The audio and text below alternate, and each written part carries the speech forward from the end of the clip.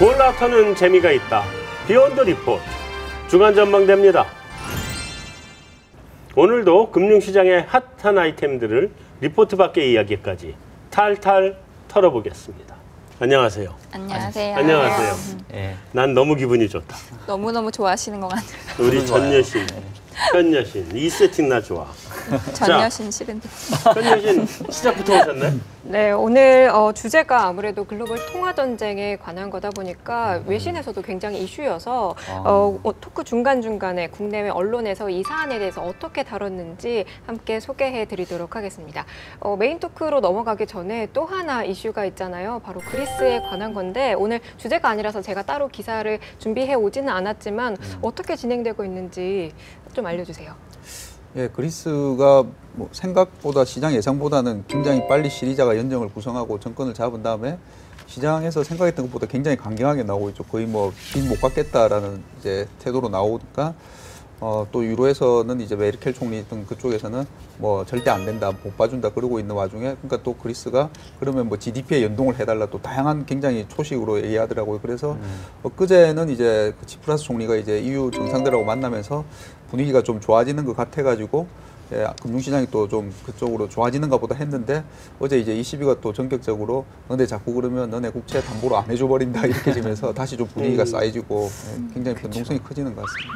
그러니까 뭐 꺼진 불도 다시 보자 이런 그 속담이 생각이 나는데 2월 말에가 이제 마감 시한이잖아요. 구제금융 마감 시한. 그래서 서로가 이제 협상력을 높이기 위한 카드를 막 제시하고 있는 것 같고 ECB가 생각보다는 조금 대차게 나오는 것 같아요. 니네 까불면 재미없어 뭐 이런 느낌. 그래서 지금 그동안 그리스 채권은 등급상에서는 원래 담보가 될 수 있는 등급이 아니거든요. 근데 예외로 그리스 국채도 담보로 해서 대출을 받을 수 있게 해줬는데 그걸 지금 못하게 해줬기 때문에 그리스 입장에서는 현금 유동성 자체가 조금 더 말릴 수 있는, 그래서 아마도 오히려 협상을 빨리 처리하기 위한 어떤 그 압박인 것 같아서 2월 말까지는 시끄러울 것 같긴 한데 오히려 좀 결과가 좀 좋게 나올 수도 있지 않을까. 뭐 지켜봐야 될 것 같아요. 2월 말까지는 계속. 그리스하고 ECB가 지금 내가 보기엔 그런 것 같아요. 그러니까 지금 기선 잡기 싸움이거든. 그렇죠. 서로 치킨 게임 하고 있는 거예요. 지금 시간은 서로 더 뻔히 정해진 시간은 알고, 근데 협상에서 기선에서 잡히면 협상에서 눌리니까 뭐 이런 생각이에요. 어쨌든 그리스 얘기가 나왔으니까 우리가 이제 ECB 얘기로 시작을 해보면 ECB가 대규모 양적 완화를 했고 그래서 지금 통화 전쟁이 지금 시작되고 있는 것 같아요. 네, 그 외신을 통해서도 알 수가 있는데요. 그 세 개의 이목이 각국 그 중앙은행의 통화 정책 변화에 굉장히 주목을 하고 있습니다. 그래서 오늘 우리 주망대에서는 그 글로벌 환율 전쟁 지금 어디까지 왔나도 좀 짚어보고 어떻게 될 건가도 좀 따져봐야 될 것 같고, 그다음에 이제 제일 중요한 거 우리 중앙은행, 한국은행이 참여할 거냐, 같이 뛰어들 거냐, 안 뛰어들 거냐 한번 봐야 될 것 같아요, 그죠? 네.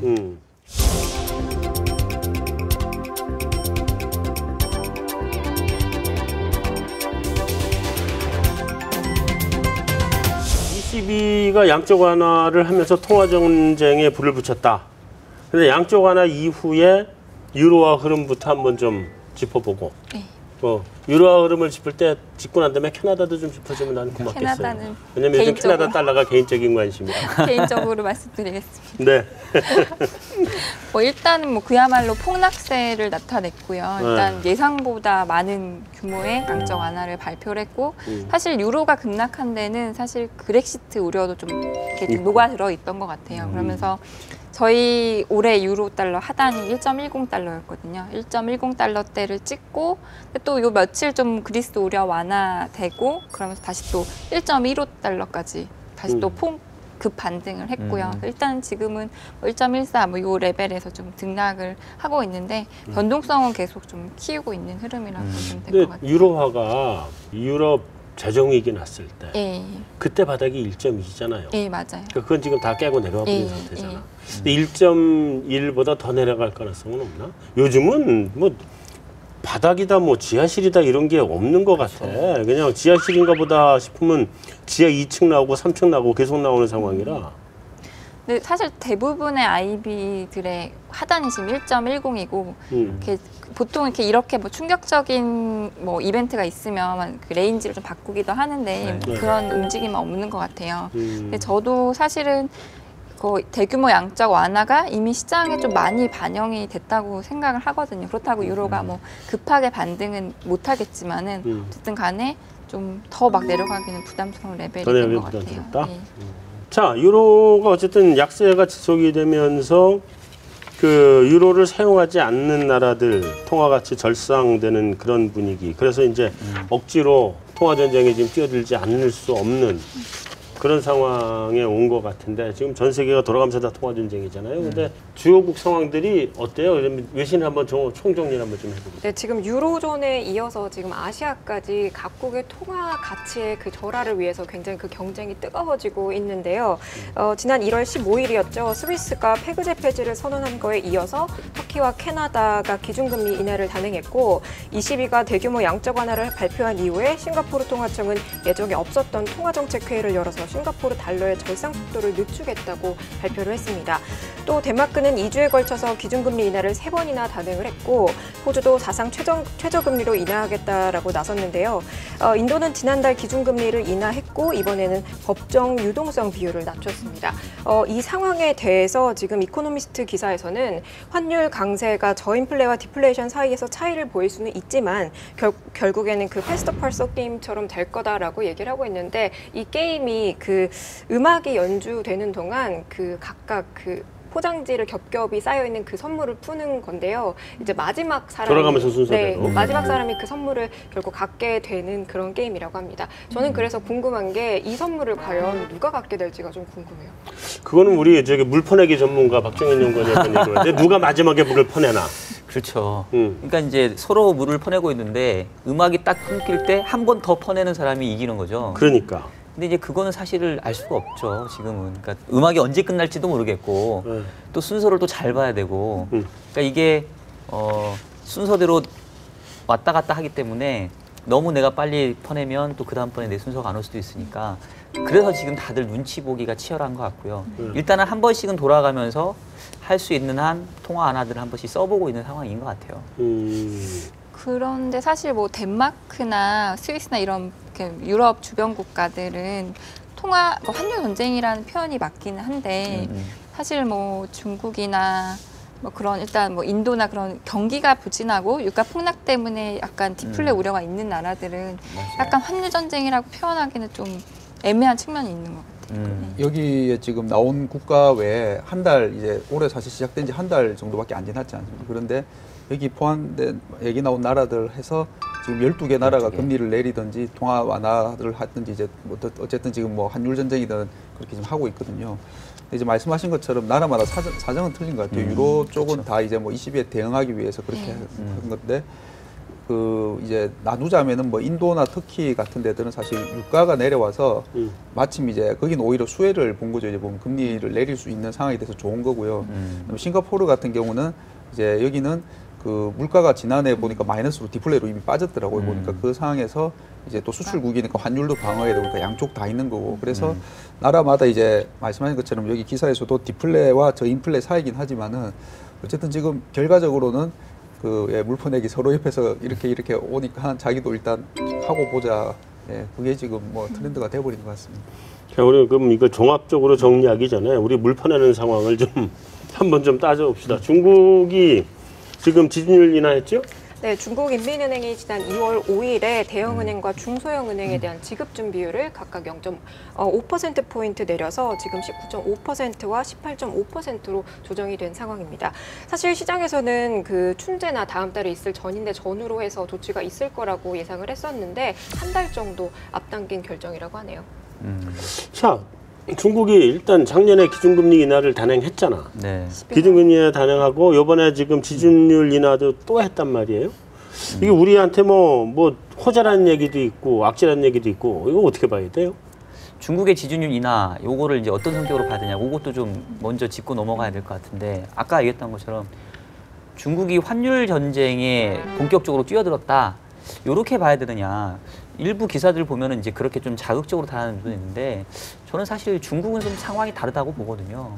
어떤 상황이에요? 그러니까 중국? 작년에도 금리 인하할 때도 중국이 만약에 환율 전쟁에 뛰어들고 싶었다면 금리 인하를 할 필요까지 없이 그냥 고시환율로 바꿔버리면 되는데 그렇게 봤었을 때는 그냥 중국은 순수하게 경기에 대한 어떤 공약 차원에서 국내적인 이유로. 예, 최근에 지표들이 상당히 많이 둔화되니까 그렇죠. 그런 것들을 대응하는 차원이 아니었나 싶고 이거를 중국까지도 환율 전쟁에 뛰어들어서 인위적으로 통화 가치 낮추니까 뭐 우리나라나 다른 나라에 더 피해가 가지 않겠느냐 이렇게 확대 해석하는 거는 아직은 조금 좀 무리이지 않나. 저도 같은 의견인데요. 일단 네. 유동성 측면이 있는 것 같아요. 일단 중국의 자본 수지를 보면은 지난 4분기에 910억 달러 적자를 기록을 했어요. 근데 중국은 거의 흑자고, 그러니까 중국이 한 분기에 900억 달러 이상 적자를 기록한 건 어마어마한 규모거든요. 그래서 내부 유동성이 약간 좀 마르는 그런 흐름이 있기 때문에 이제 지준율을 인하했다라는, 그러니까 그 외부 좀 이코노미스트 그런 사람들은 그런 쪽으로 많이 분석을 하더라고요.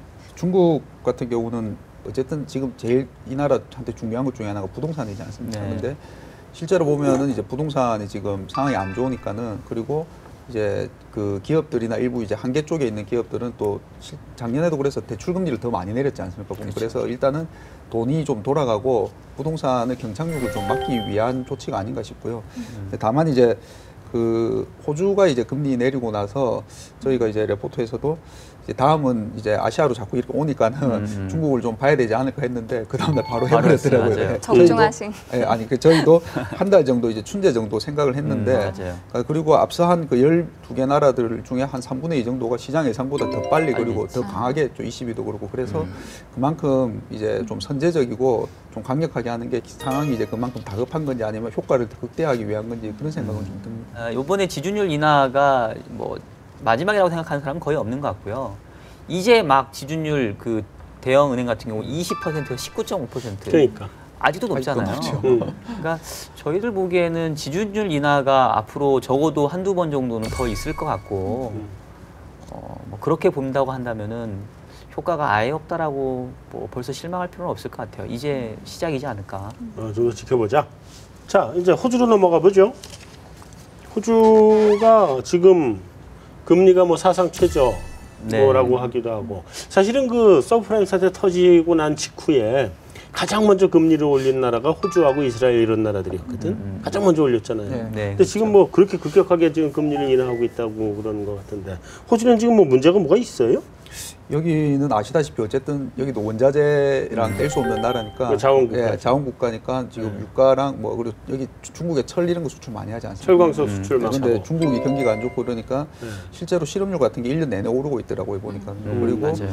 호주마저도 이제 지난해부터 이제 보니까 물가가 굉장히 많이 떨어지고 있고요 보면 네. 그리고 그러니까 여기는 원자재 때문인 것도 있고 또 그 여기 그 총재께서 이제 인하하고 나서 2.25로 이제 낮추고 나서 호주 달러가 달러 대비 미달러 대비는 이제 좀 약하지만 다른 통화 대비는 여전히 비싼 것 같다. 그래서 여기는 좀 양쪽으로 경기 부양과 환율 방어 다 양쪽을 다 양쪽이 보고. 목적이 아닌가 싶습니다. 그러니까 중국은 약간 그 통화 정책하고 그 외환시장 정책이 조금은 이제 분리되어 있는 그런 상황인 것 같은데 그래서 환율 전쟁으로 보긴 어려운데 호주는 말 그대로 의도적으로 호주 달러와의 약세를 유도하기 위한 그러니까 저는 조금 헷갈리는 게 우리나라 중앙은행 총재는 항상 얘기하는 게 중앙은행 총재가 환율의 수준이나 방향에 대해서 얘기하는 건 적절하지 않다.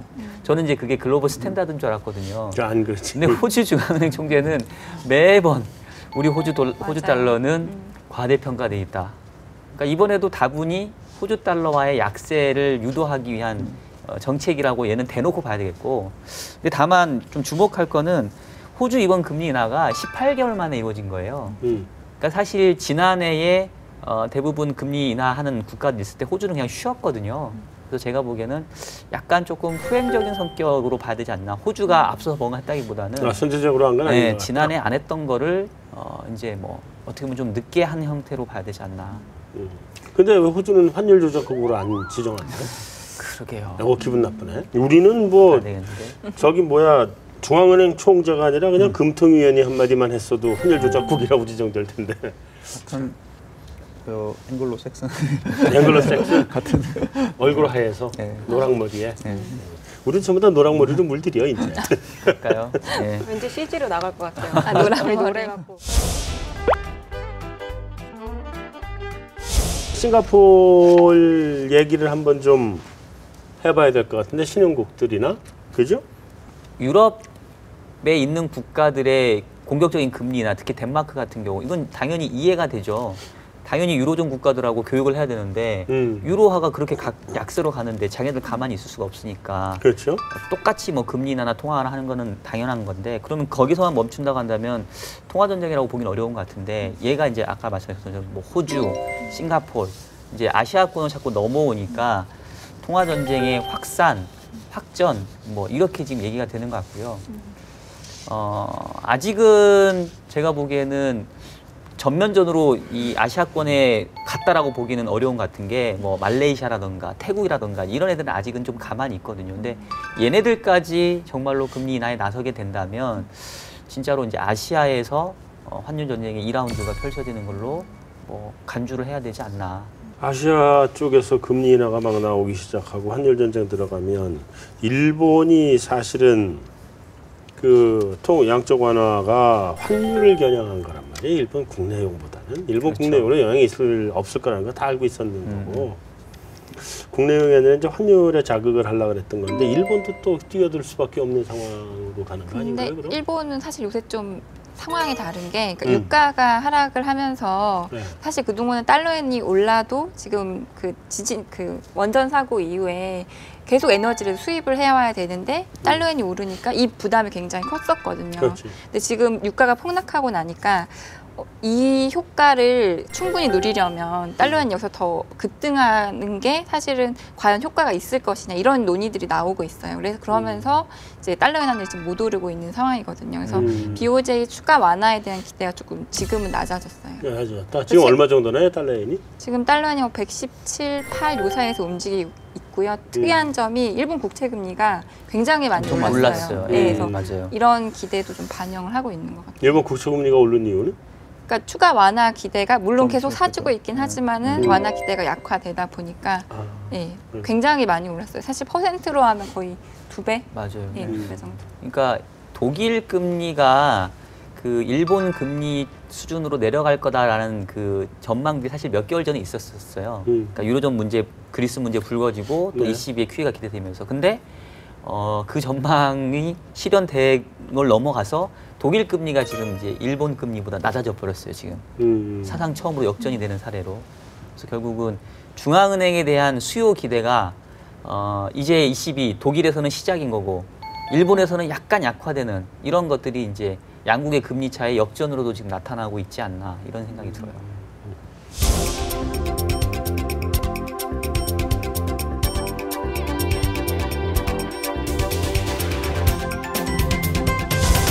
제일 중요한 게 이제 미국인데 미국 얘기 한번 해보죠. 미국 얘기 좀 길게 한번 가도록 해보는데 당초 미국이 3월 달쯤에는 뭔가 이제 뭐가 나오지 않겠나 그렇게 봤잖아요, 우리 미국이. 그죠?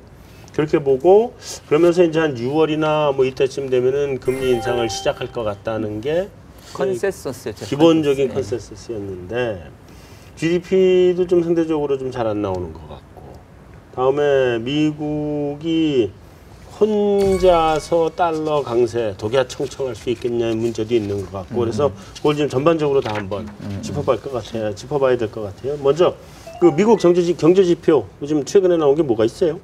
최근에는 이제 뭐 말씀하신 것처럼 GDP 같은 경우에 그 앞에 3분기 게 굉장히 잘 나왔지 않습니까? 너무 잘 나와가지고 그런데 4분기도 그래서 눈높이가 그럼 당연히 높아지는데 3% 이상 나올 줄 알았는데 2%대로 주저앉았고요.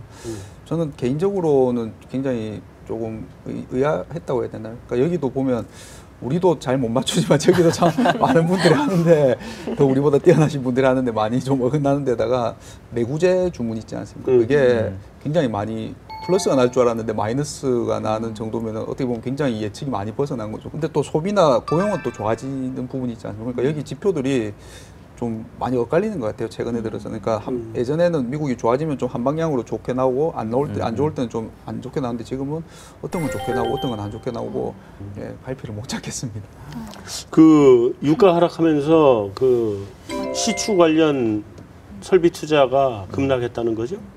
그렇죠. 그러니까 미국도 결국은 그 지구상에서 함께 그 교역을 하고 존재하는 한 다른 경기 여건이 안 좋을 때 혼자만 계속 좋아질 수는 없다라는 게 이번 4분기 지표를 통해서 확인이 됐지 않았나라는 생각이고요.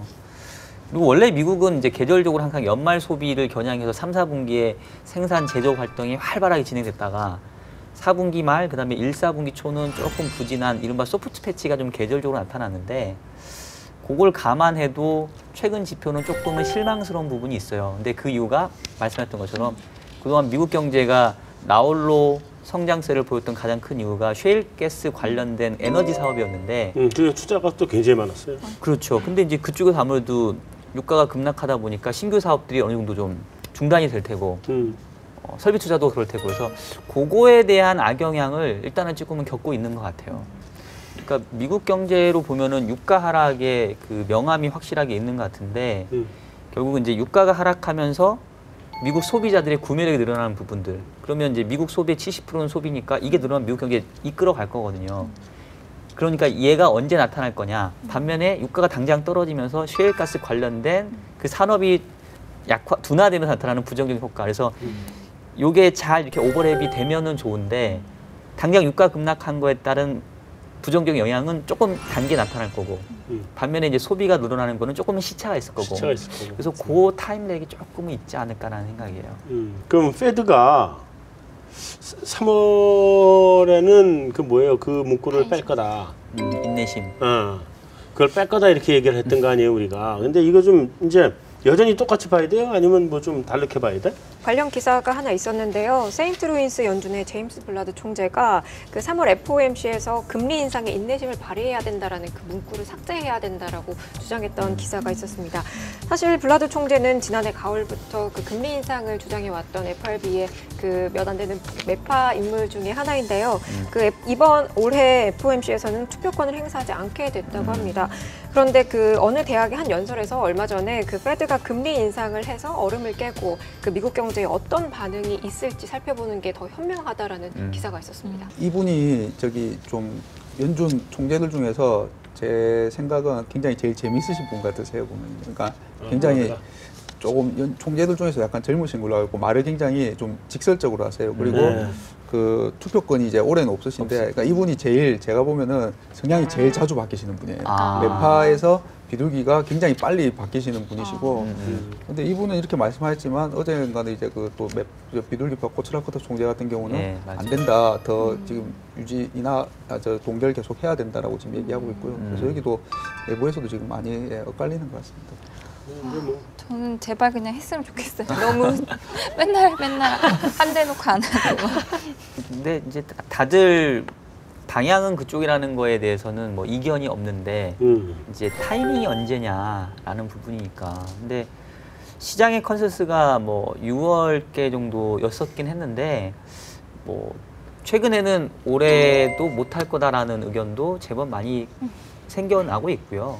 그리고 아까도 제가 말씀했던 것처럼 최근에 미국 경제가 유가 하락에 따른 양면성이 일단은 단기에 좀 부정적인 게 먼저 나타나는 반면 긍정적인 건 조금 시차가 있어서 저도 미국이 쉽게 하기는 어려울 것 같아요. 인내심을 빼는 게 아니고 오히려 참을린차를 하나 더 넣어야 되는 상황이 생길 수도 있지 않을까 싶고요. 그 국내 경기도 경기지만은 저는 이 앞에 이제 의사록에서 제일 좀 놀랬던 부분이 이제 그 해외의 여건을 봐야 된다라고 패드가 얘기한 게 한번 생각을 해보시면은 2013년에 이제 버냉키 쇼크로 전 세계가 난리가 났었죠. 그리고 그때 그 G20 이제 막 신흥국들이 가가지고 미국 너네만 살만하다고 먼저 나가면 안 된다라고 우리나라가 그때 이제 대표로 신흥국 대표로 얘기하고 있지 않습니까? 그랬는데 그 다음에 패드 이제 FOMC에서 그건 뭐 거의 내용이 당신네들 사정이고 우리는 맞아요. 우리 자국만 보고 통화 정책을 한다라고 패드는 다른 나라의 뭐 그런 것 쪽보다는 우리 자국만 본다고 했던 그렇죠. 패드가 원래 패드가 입장이 우리는 세계 중앙은행이 아니다. 예,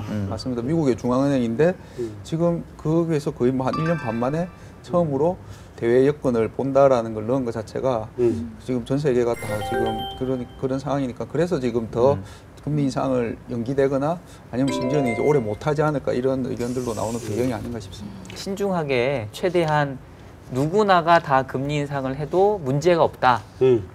이럴 때 연준은 움직이지 않을까.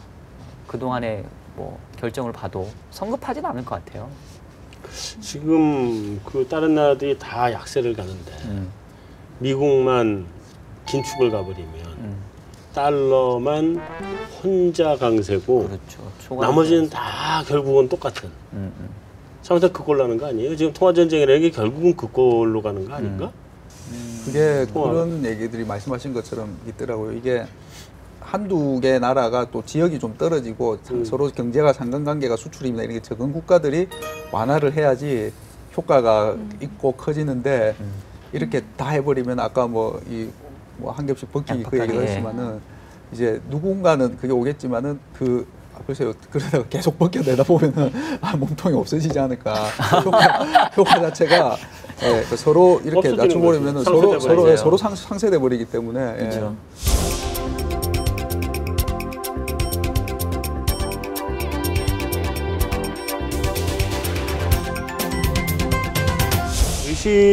외신에서 나오는 기사들이 이제 한국에 대해서도 조금씩 이 한국도 뛰어드는 거 아니냐 이런 기사들이 나오는 것 같아요. 소개 좀 해주죠. 네, 지금 외신이나 외국계 기업에서 글로벌 통화 전쟁의 다음 주자가 바로 한국이 될 거다라는 그런 기사가 굉장히 많이 나오고 있는데요. CNBC의 한 기사에서는 그 한국이 최근 촉발된 통화 전쟁의 가세할 후보군이라는 표현을 쓰면서 기사를 낸 바가 있고요.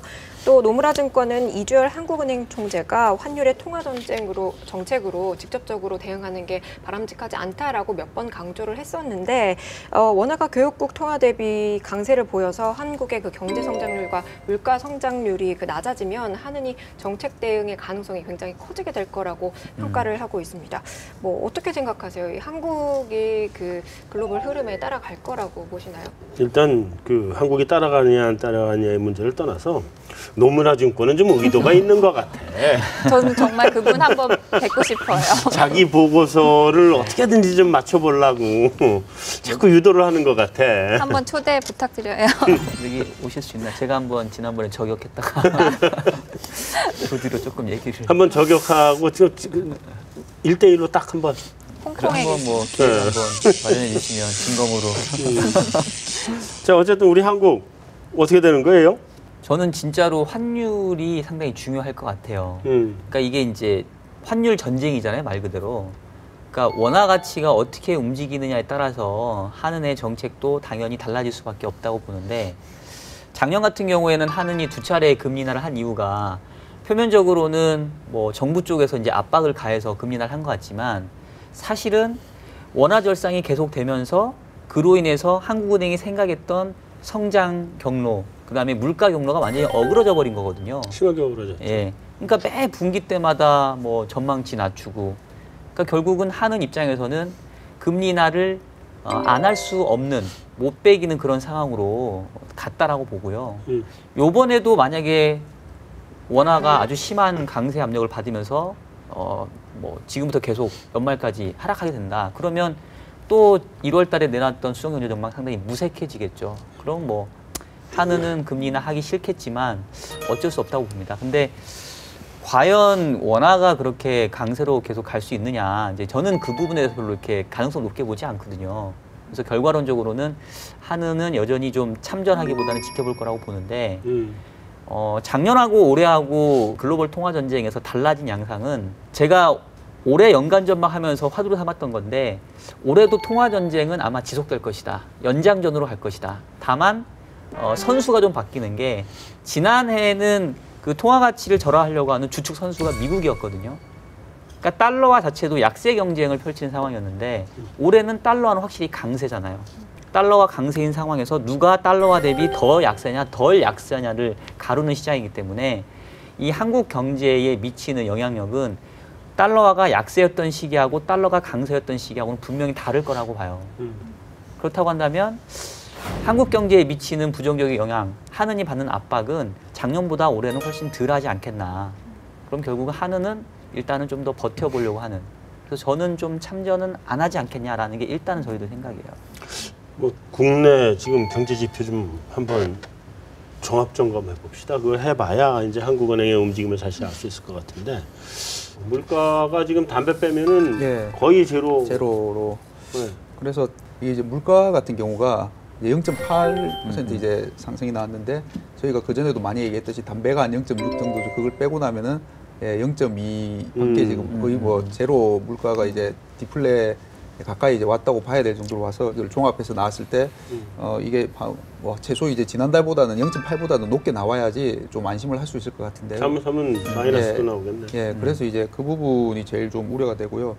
M2 같은 경우는 근데 또 확실히 유동성이나 대출 이런 건 지금 또 늘고 있으니까는 맞아요. 이제 작년하고 이제 아까 말씀하신 부분 중에서 작년하고 달라진 것 중에 대외 요인은 이제 달러라면은 내부적으로는 이제 대출하고 유동성이죠. 이게 늘고 있으니까 한국은행은 또 이제 통화정책의 금융시장 안정을 또 강조를 하지 않습니까? 그 입장에서는 또 더 완화를 하기는 부담스럽고 그런 상황인 것 같습니다. 환율도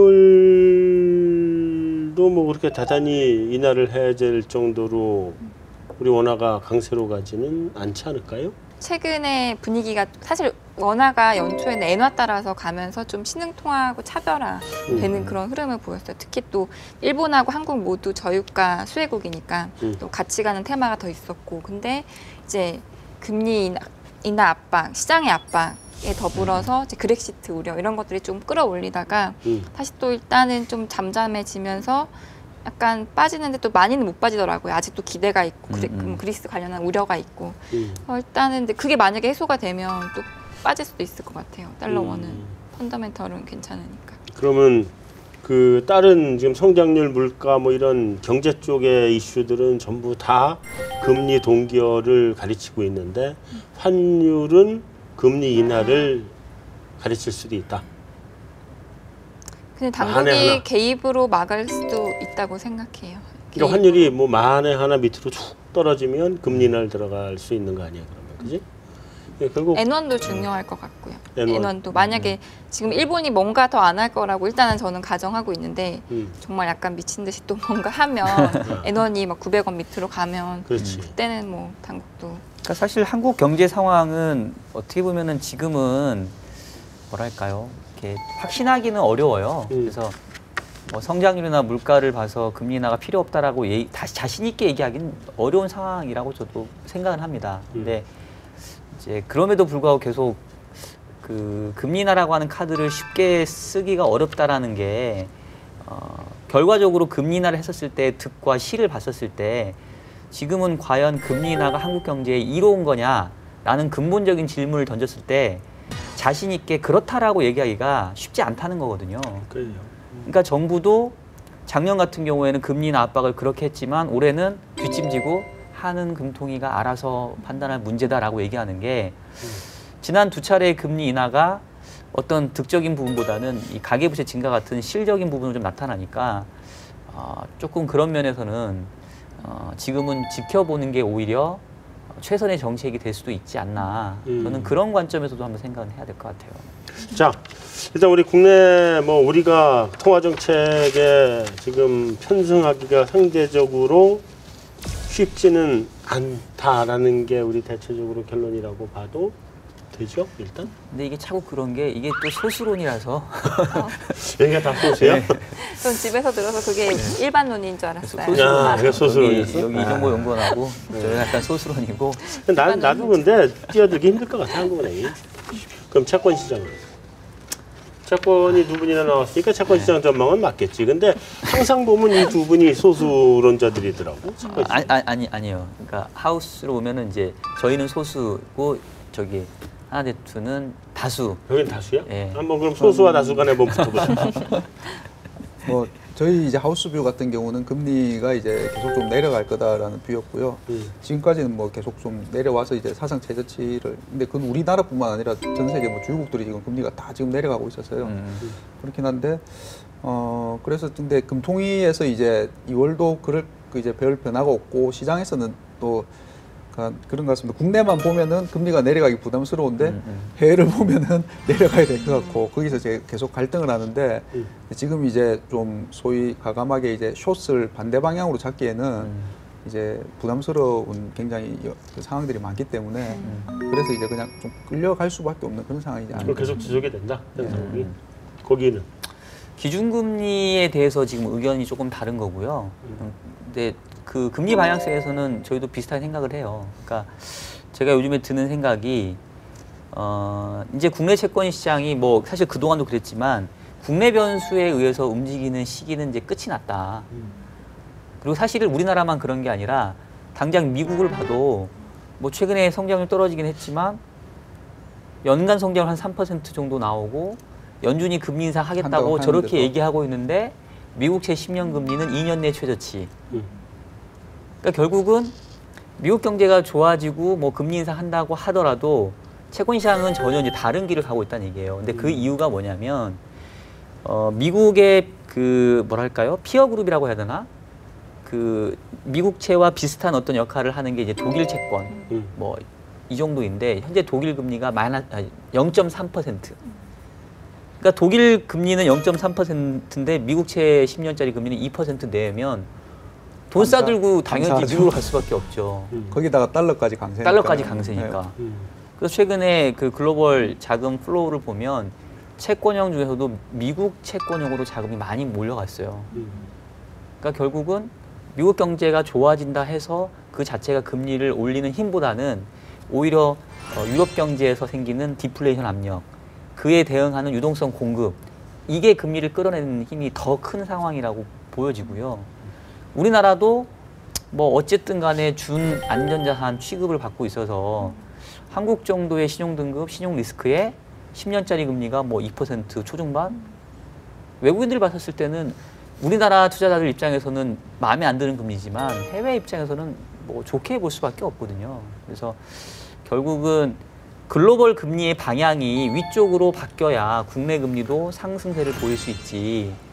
단순히 국내 경제가 좋아지고 뭐 한국은행이 금리는 안 한다고 해가지고 금리가 올라갈 수 있는 상황은 아닌 것 같아요. 그래서 저희도 글로벌 금리 하락세가 당분간은 이어질 수밖에 없고 국내 금리도 그 흐름에서 벗어나기는 어려울 거다. 당분간은 통화 정책과 시장이 따로 노는 그런 불편한 동거가 지속될 수밖에 없는 것 같아요. 불편한 동거. 불편한 동거다. 자, 한 가지만 마지막으로 질문을 하겠습니다. 금리나 있다 없다? 네, 뭐 저희 하우스뷰대로 있다. 있다. 예. 거기는 저희는 없다. 없다. 좋아. 하나만 더 물어본다. 언제? 상반기, 하반기. 여기도 물어보세요, 빨리. 여기 저는 장재현 씨도 물어보고. 여기는 이제 외신에서 나온 거를 전달하니까 아까 이미 얘기를 했고 여기는 금리 인하를 전망하는 데가 아니라 금리 인하가 이루어지면 그 다음에 한 트레이딩을 어떻게 할 거냐를 고민하는 데이기 때문에 아니에요. 손 빼고 둘이 아니, 오늘 둘이 1대1로 몰고 가지 마시고. 아, 좋은데요. 1대1로 한번 붙어보는 거야. 별로 언제? 서로 친한 사이인데 상반기, 상반기. 예. 상반기. 예. 거기는 하반기에도 없다. 그래서 자꾸 좀 이게 이런 거 참 불편해. 재밌어요. 글쎄 뭐 전망인 거죠. 어쩔 수 없이 전망을 해야지. 이게 애널리스트라는 게 결국은 한 번은 부딪혀야 되는 거 아니야. 이게 있다, 없다, 언제 있다. 이게 어느 순간에는 얘기를 해야 되는 거기 때문에 내 사적인 뷰를 물어본 게 아니라 하우스 뷰를 물어본 거니까 어차피. 네. 냉면 사는 걸로. 나 근데 아까부터 네. 그 보타이가 너무 나비는 되게 너무 마음에 들어가지고 정말. 나도 한번 저거 꼭 해봐야 되겠다 이 생각이 든 거예요. 제가 사실 요거 차보는 게 소원이었는데요. 네. 준비하신 거예요? 아니요, 오늘 준비해 주신 거예요? 어쩐 일로 의상실에서 특별히 로비 하신 거 아니에요, 로비? 나비 화장실 로비. 내가 왜 저거 맬 생각을 안 했지 참. 자 어쨌든 오늘 여기서 마무리하도록 하고요.